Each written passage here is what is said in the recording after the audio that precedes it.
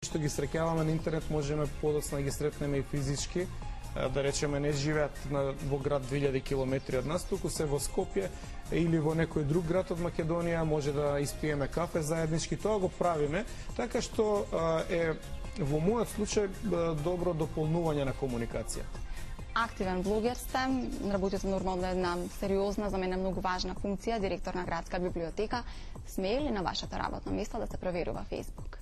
Зошто да не? Видите, не пречи на работата, затоа што има многу станови, еве например во владата на Република Македонија не се употребува Facebook на јавно место. Има многу институции кои што исто така е забранет Фејсбукот. Тоа можеби доаѓа од онаа потреба да се ограничи безделничењето на работно место, во смисол некој да си отиде на работа и да биде 6 сати на Facebook. Но доколку работите со интернет поврзано, ние како библиотека имаме своја веб страница.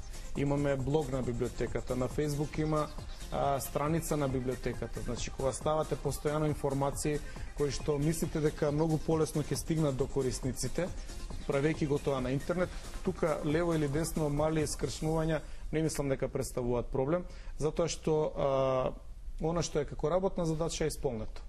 Но доколку цел ден седите на платформи за социализација, тогаш представува проблеми од друг тип. Асоцијалност, исполнување на работни задачи, но мислам дека тоа кај нас го нема. Свитките двете се все повеќе приклучени на Твитер мрежата. Да. Зошто е Твитер подобра од Фејсбук? Кај нас има многу малку приврзаници Твитер. Па Твитер, како што на времето беше Фејсбук, претходно YouTube или MySpace, е мрежа која што надоаѓа, се уште не е доволно позната во Македонија и се уште нема доволно корисници, но мислам дека за неколку месеци и тоа ќе стане дел од вообичаеното комуницирање. Твитер не дозволува само 100 карактери да запишете и практично е глобален SMS сервис. Значи, ако имате група од неколку илјади луѓе и вие ќе напишете здраво, како сте, добро утро, ви посакувам добар работен ден, сите ќе го добијат тоа веднаш и може да ви одговора добро утро, видете го ова или не знам, во тој вестник се појавила таа статија, повелете линк. Значи, за брзо информирање или правам кафе пауза, отидов таму и таму. Значи, не кажувам намерно имиња за да не биде рекламирање на некој, туку отидов таму и таму ќе се видиме. Кој сака веднаш може да биде информиран и да дојде. Јас слушав примери на Запад кои што се многу интересни. Бизнисот се развива преку Твитер. Например, имало во LA некоја подвижна сендвичарница која што била многу популарна. И сега луѓето не знаат каде е во моментов. И тој пушта по Твитер на таа и таа улица во толку и толку часот. Бидејќи таму сите ги користат овие сервиси преку мобилните телефони и може да биде поврзано со апдейт, значи веднаш ви доаѓа без да кликате ништо, вие знаете каде е. И практично се создаваат многу големи мрежи на корисници што е легитимно да се искористи, зошто да не? Колку вие го користите Facebook за промоција на градската библиотека? Па ние го користиме многу, не само Facebook и другите платформи, постојано даваме нови информации на вебсајтот и на блогот и на Facebook и мислам дека тоа прави една солидна информираност кај сите заинтересирани.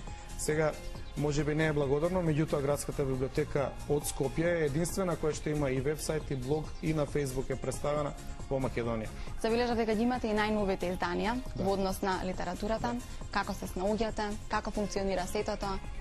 Па градската библиотека, јас сум веќе 4 години таму, е поставена на многу солидна основа, се знае во структурата секој кој што треба да работи, расподеленоста, односно доделеноста на задачи е завршена, структурата е доста активна, луѓето што работат таму се заинтересирани за својата работа, не безделничат и во постојана комуникација сме со сите издавачи.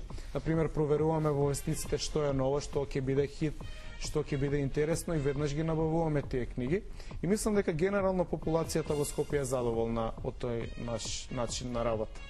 Благодарам на гостувањето, ви посакувам многу успеси понатаму со градската библиотека, со поставувањето на нови интернет портали и само за крај ќе дадам еден заклучок, може ќе се служите со мене дека сепак вашата работа и како фејсбукер и како човек од интернет некако се чини има добар баланс со тоа што сакате книги и некако тоа докажува романтичноста на вашата личност. Благодарам, убави зборови. Така е? Да. Продолжуваме понатаму. Во студиото на 6-тиот ден ве дружат Јована Јовановиќ и Анита Буковски. Тие ќе ве водат се до крајот. Поздрав од мене.